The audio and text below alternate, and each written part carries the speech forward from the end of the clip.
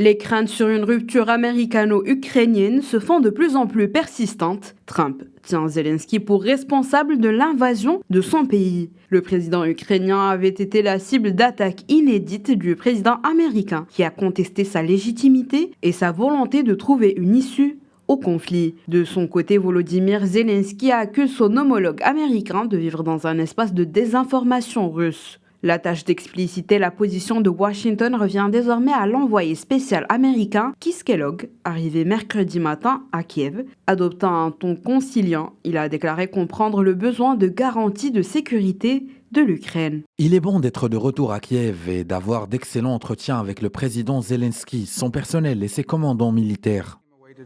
Le chef de l'État russe s'est quant à lui félicité de la reprise du dialogue russo-américain. Les chefs des diplomaties russes et américaines, Sergei Lavrov et Marco Rubio, s'étaient rencontrés mardi en Arabie Saoudite, une première à ce niveau depuis le début de l'invasion de février 2022.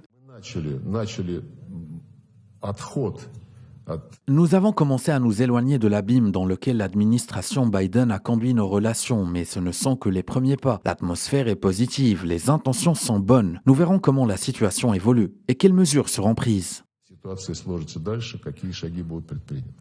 Les deux chefs de la diplomatie ont convenu de négocier sur l'Ukraine sans qu'envier Kiev ni les Européens qui craignent désormais un accord dans leur dos et contre leurs intérêts.